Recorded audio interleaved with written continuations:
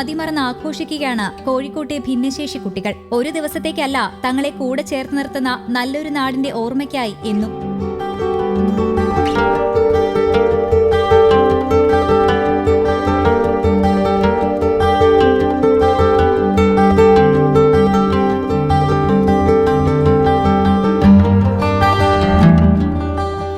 ഭിന്നശേഷി ദിനാചരണത്തിന്റെ ഭാഗമായി കോഴിക്കോട് കോർപ്പറേഷന്റെ നേതൃത്വത്തിൽ സമുദ്ര ഓഡിറ്റോറിയത്തിൽ സംഘടിപ്പിച്ച ഭിന്നശേഷി ദിനാചരണവും കലോത്സവവും താരകം 2024 പങ്കെടുക്കാനെത്തിയവരായിരുന്നു ഈ കുരുന്നുകൾ.